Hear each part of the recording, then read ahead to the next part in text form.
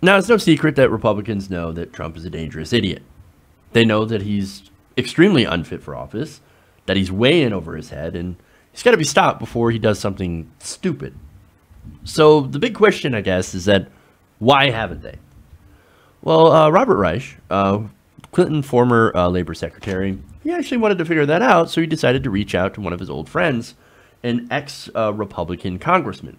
Now, he reached out and he had a conversation, decided to post that conversation on Facebook, on social media. Now, the ex-congressman said that the Republicans are pretty much right now just praying that Trump doesn't do something really, really stupid. Good luck with that. Hey, I hope so too, man.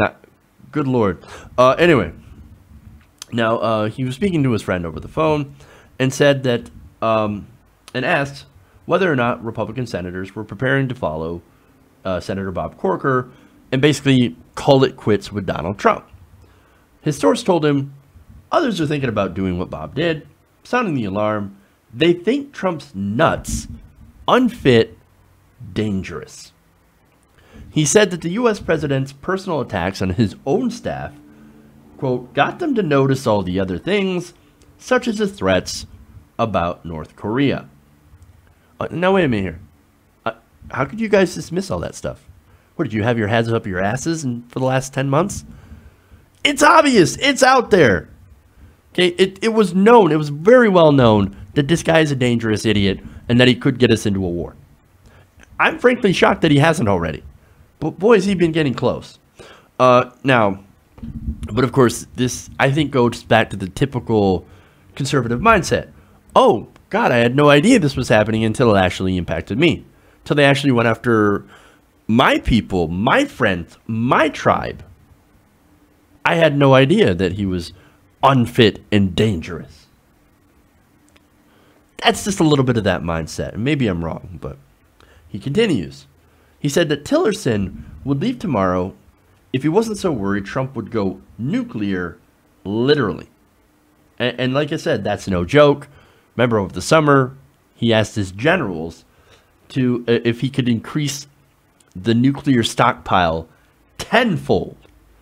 That led Tillerson to call him a fucking moron. But look, not only would increasing the stockpile of nuclear weapons be dangerous, also be prohibitively expensive. It would cost trillions and trillions of dollars. And also would take incredibly long to implement, far, far beyond Trump's term. But nonetheless, he's like, he doesn't understand anything. So he's like, oh yeah, more nukes, more nukes. We need more nukes. I'm mad that we have less nukes. There's more. The source says, who knows what's in his head, but I can tell you this. He's not listening to anyone, not a soul. That's kind of his thing. Yeah, he doesn't listen to anyone but himself. That's kind of what Trump is. He's like, oh, I don't care about what anybody else says. I only care about what I say. And I only care about things that you say when you say something nice about me. If you're not saying anything nice, if you're not kissing my ass, I don't care. Now, he continues. He's also got the nuclear codes. And, well, it scares the hell out of me. It's starting to scare all of them. That's really why Bob spoke up. Now, when asked what would happen if Republican leadership said Mr. Trump was unfit to serve, this is a very interesting answer.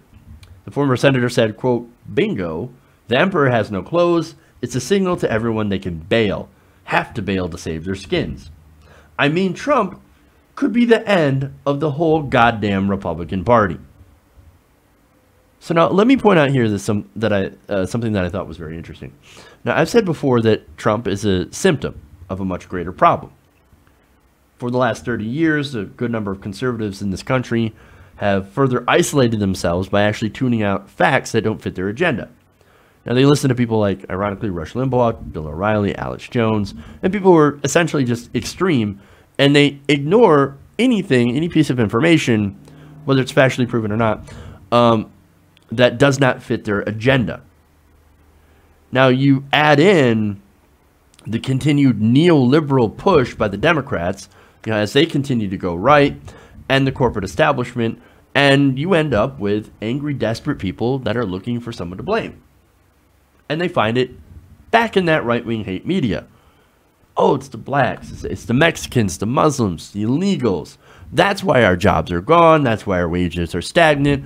That's why we're not moving ahead. It's those people and not the establishment that is crushing them. Now, it's crazy, right?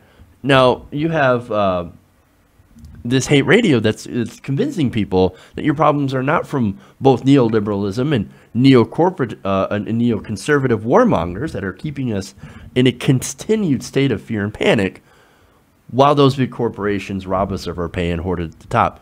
They've convinced them that that's not what's going on.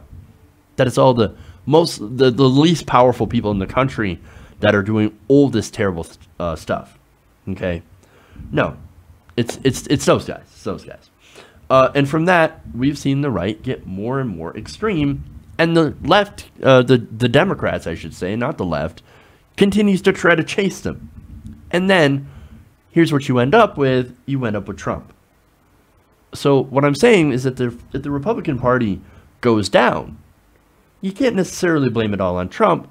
He's basically the gas that got thrown on an already gigantic dumpster fire. They created this monster.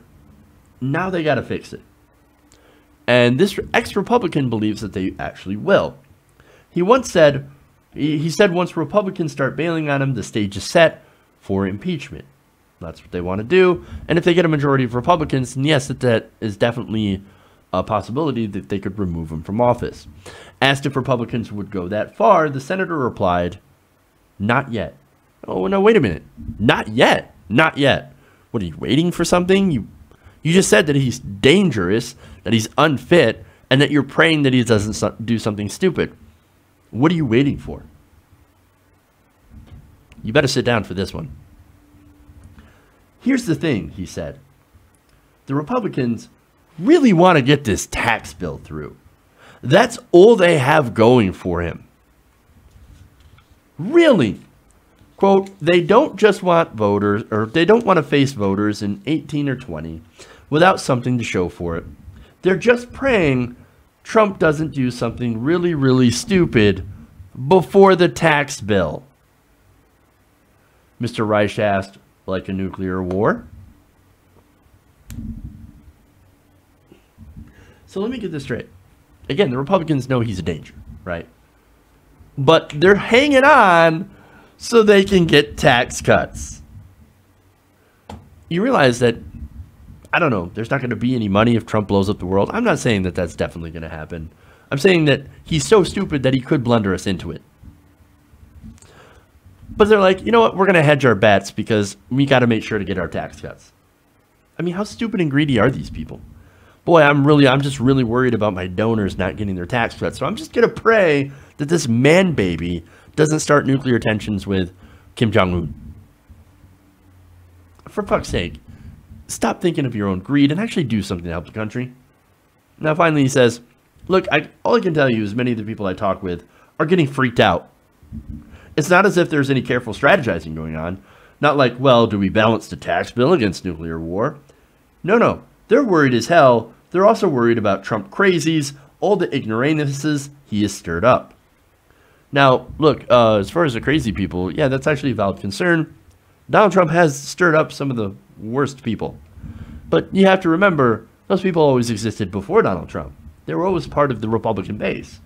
I'm not talking about the people who were anti-establishment, who want to change, who wanted to throw a brick through the window and say that, hey, man, we're not going to go with that neoliberal establishment corporate bullshit. I'm not talking about those people, all right? Those people, you're not the crazies. And there's a significant number of people who voted for Trump with that mindset. I think that their vote was, I don't agree with their vote, but I can understand why they did it.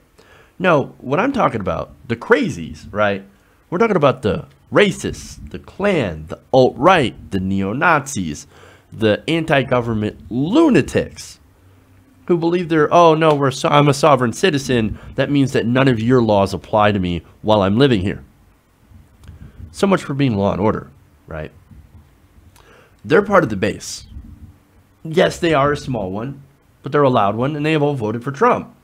And so, yes, these senators, these congressmen do have those people to worry about because there's a small chance, but a chance that a few of them could end up turning violent.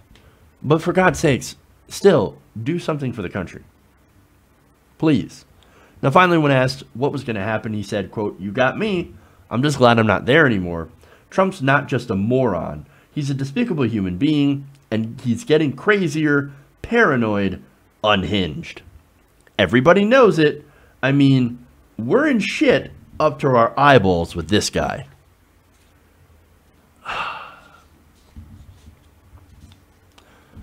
If you're in so much shit, then forget about the tax cuts. By the way, those tax cuts, they're actually going to harm the country. They're actually going to harm the middle class. And so that's why we shouldn't do them. But anyway, forget about them. Forget about the tax cuts, right? I mean, there's a pretty good chance that you're going to get some tax cuts with a corporate Democrat in office. You couldn't have waited until then. You got them with President Obama. But anyway, look, again, forget about those. Do something to help the country. Convince your colleagues to put the country before both your re-election campaigns and your goddamn donors. Because it's not going to get better. Trump's not suddenly going to get presidential, okay? No, he's going to get worse. And the longer that he's in office, the more damage he's going to do. And I'm not just talking about the policy level. The stuff that he's normalized as a president is going to stay with us for a very long time. This guy, through his actions, has shined a big spotlight on the gross underbelly of America, while simultaneously giving it a gigantic voice in our politics. That's not a good thing. Okay, he's got to go, and he's got to go now. The question is whether or not the Republicans will let their greed get in the way, and sadly, right now, we have their answer. Hey everybody, thanks for watching this video. If you want to see more like this, please hit the subscribe button below. And if you want to support truly independent progressive media, please consider becoming a patron at patreon.com/TYTNation.